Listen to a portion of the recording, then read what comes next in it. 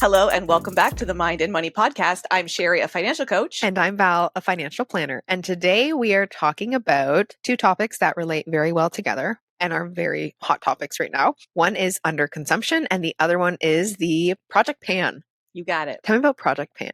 It started with focusing, I think, on makeup with the idea of you use what you have and don't buy another blush, for example, until you have completely exhausted the blush you have. And Project Pan comes from like traditional blush. You've got, it's that powder stuff and you've makeup expert here. You don't buy a new one until like you see the pan, till the pan is like free of all of the blush, which probably could take a really, really long time. So, and I think that's where overconsumption in the makeup industry has come from, in that like if it takes you 2 years to use a blush, that's pretty boring and you want to have another one. And to understand, it doesn't take up a lot of space, so it's not super visual, but it's a lot of clutter. So yeah, you're right. It does really lead into the underconsumption, which I've seen both, a lot of them on social media, specifically TikTok, to be able to see what are people doing to, reduce the clutter and help financially. And those are two things that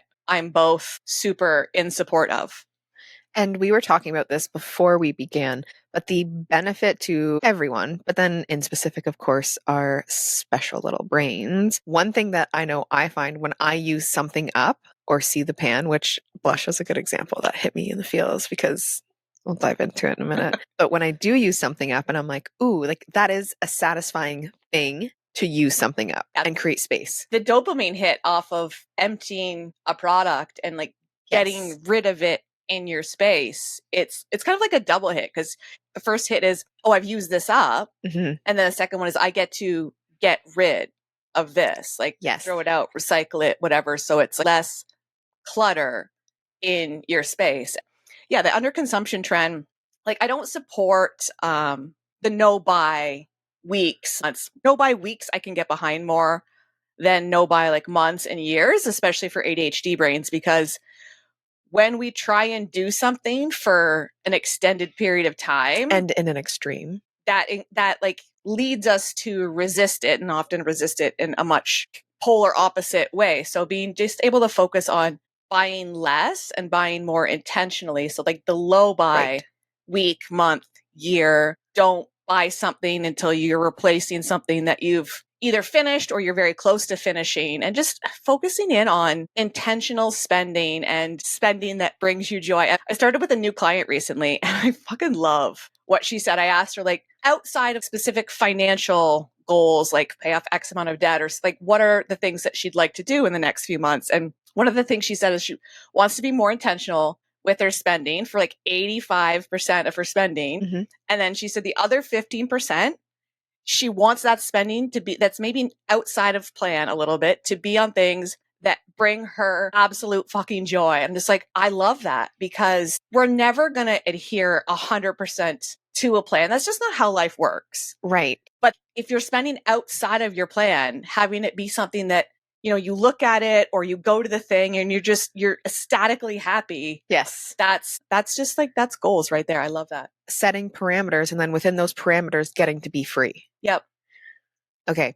So with the underconsumption and the Project Pan, how have you been applying this? So I just started thinking about this recently. And for me, I'm going to focus on hair products. If there's any listeners out there who are down the rabbit hole of their curly hair journey, you are probably much like me, where you have a boatload of products because you saw it on Amazon, or you saw it when you were out shopping, or you saw an Instagram ad and they said, this is the best thing for my curls. This is going to save my life. Mm-hmm. It's going to make my hair bouncy and curly and lovely. And I don't have those kind of curls. I have wavy curly hair, so it's never going to be bouncy, and I just need to be okay with that.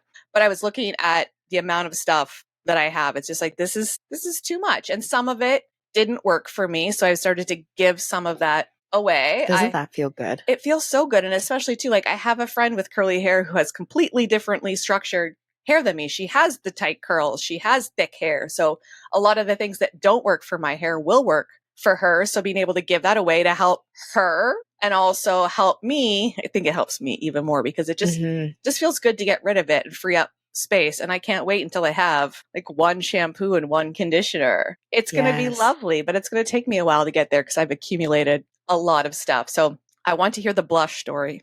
Okay, the blush story. Blush confessions from Val. Before we leave the hair product, I want to say you and I are similar in the sense of we've bought lots of curl products. And to your point, yes, having one left would be so satisfying, but you get one and you go, oh, it doesn't work the way I thought it would. And then you get the next one and you go, oh, it doesn't work the way I thought it would. Like you think there's going to be something better out there. And there maybe is, but using what we have before we go and get more, let's focus on that. So the blush story, I had a blush palette that I bought for Christmas 2 or 3 years ago. And I had dropped it just enough times that every time I opened it, not only was it crumbly, but the actual mechanism that holds the top to the bottom was broken. So then I was getting blush. So messy. So messy. So I threw it out. It wasn't, there was pan showing, but it wasn't totally empty. So I said for Christmas, as a Christmas idea, you can get me blush. But I had 2 other little blushes. So I was not empty. So I asked for blush. But then when I was at Winners, I saw these blush sticks that were kind of like chapsticks.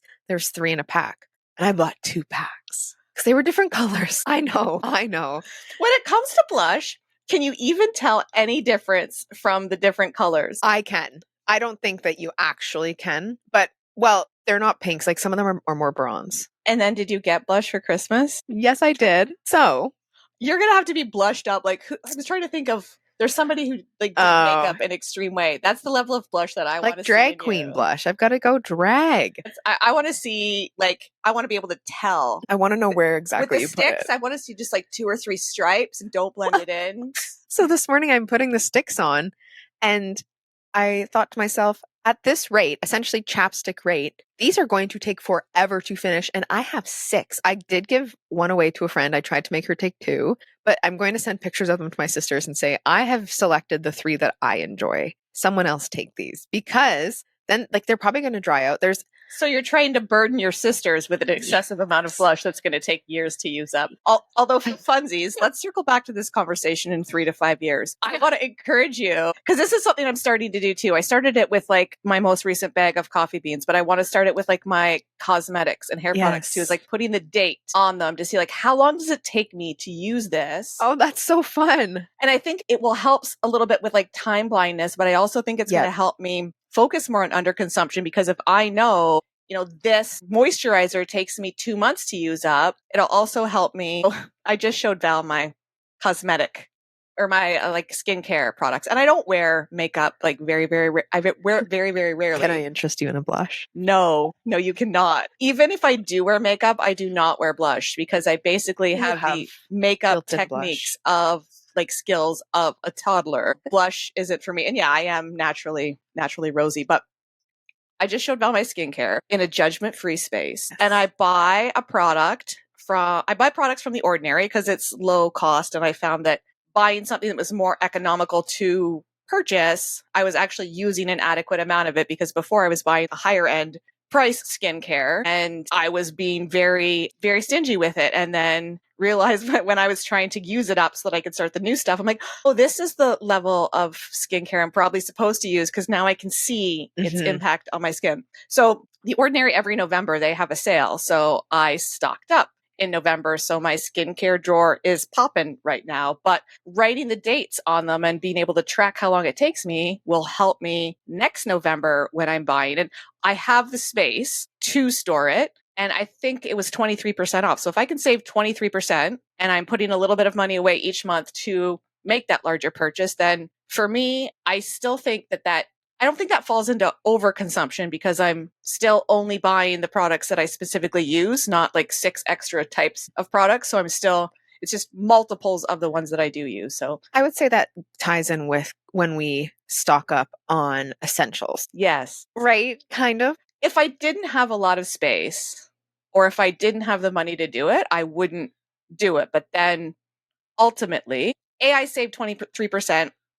But also, if there's price increases throughout the year, I'm justifying this. This is how ADHD brains work. But it's like it's stuff that I use, and it makes me feel calm because I know that I've got it covered for ideally until next November. But I don't know, because I wasn't tracking how long it took me to use things. But does it then, when a skincare something comes up on social media and someone's like, this is the best, blah, blah, blah, does your brain go, I don't need that. I have something I love. Like, does it remove that for you? Or does your brain go, ooh, should I try that?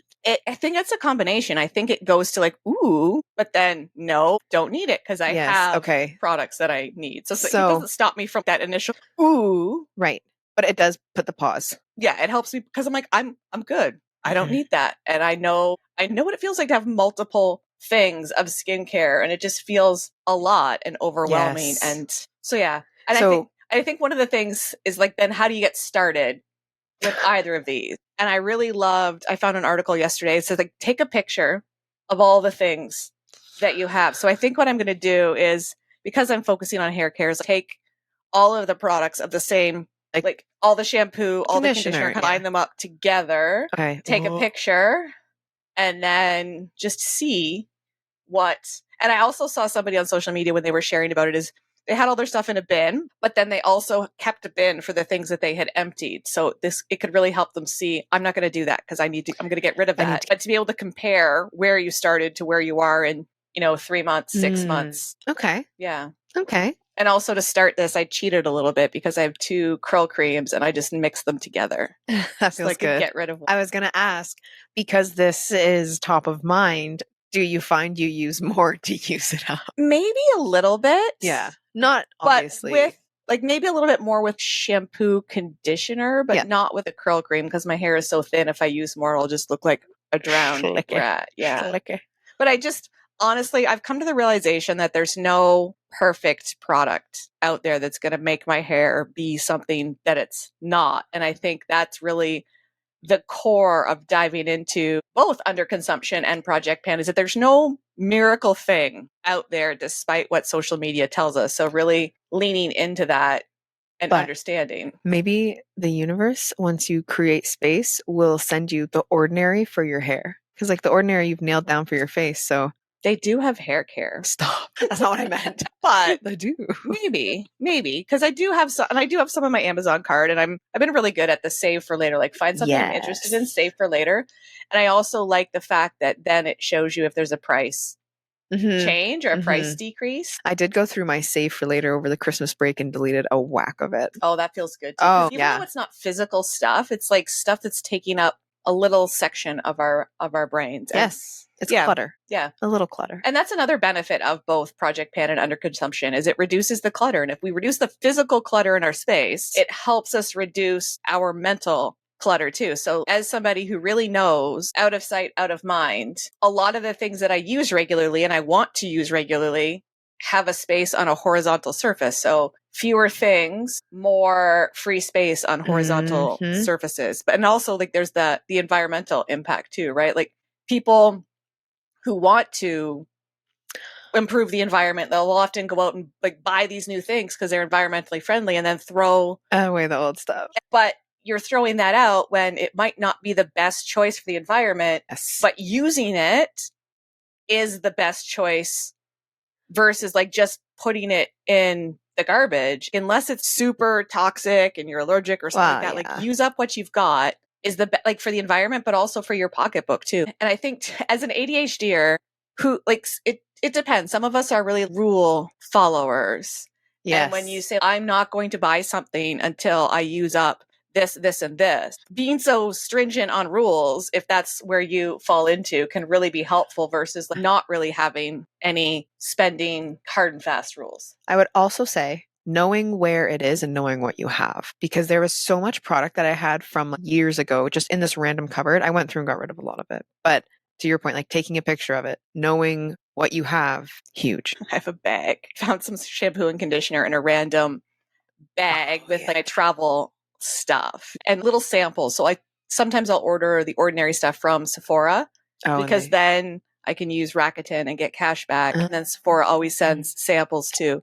And the samples are great, but they can be very cluttery too. So samples you samples And I'm also going to use up stuff that I have in travel containers, because when I would go to travel, I'd be like, what shampoo is this? What is this I have mystery? So just having like travel containers that are empty feels like a weight lifting too, because then I can put in the stuff that I'm using and know that it's not 6 shampoos mixed together. We should do a podcast on what makes us feel lighter. Somebody can go through all our podcasts, please, and write down a list of all the things we said we were going to do. We try and do it, but it doesn't always work. I have another idea, but I'll save it for later. So when it comes to decluttering, kind of getting also to a bit of that simple lifestyle. What's the word for that? There's another word for it. Like the slow life minimalist. Minimalist. Yeah. It's never going to be minimalist. I will be minimal-ish. Minimal-ish. Okay. I'm here for it. Right? I would like to be. I will be. I will be minimal-ish. The Project Pan. What advice do we have for someone? Because this can also feel very overwhelming when you have a lot of overconsumption in a lot of different areas of life, whether it's clothing, food, ingredients, shoes, freaking journals and notebooks. Holy, I went through those over the Christmas break. Insane. Still bought one for 2025. Damn it, Val. I boxed up the old ones, and one day I'll just burn them all. I'm going to give you mine to put in the box to burn. Yeah. But also, fun tip, if you are also an iPad Good Notes person, which I know you are, so you didn't need to buy the journal. No, I didn't. Go into Canva and Google, it's not Google, it's searching. Search for like annual planner, daily planner, weekly planner, and you will get a boatload of them. And then you can try it for a week or a month and see how it goes. And if it doesn't work, you just try another one, and then it's not a planner. Remind me of that in 2026. Okay. I'm going to delay send a text. December 15th, 2025. Don't buy the planner. Good Notes. Don't touch it. That. Yeah, just focusing on one area. Yes. Because if you try and reduce the amount of things you have.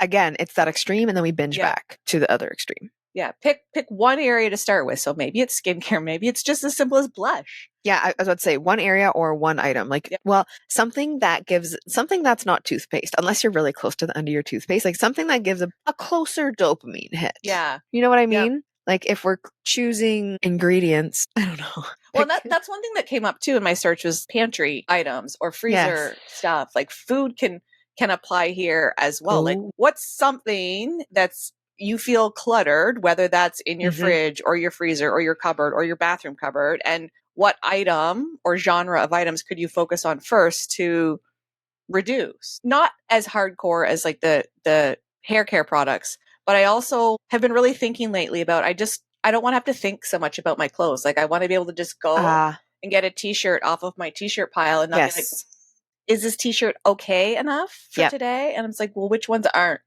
okay enough for the day ever? And why do I keep them? Yes, why do I have them? Yeah. So just focusing on simplifying things. That feels good too. Simplifying life. Less stuff, less spending. It's win-win for everyone, but especially for our amazing ADHD brains. Yeah.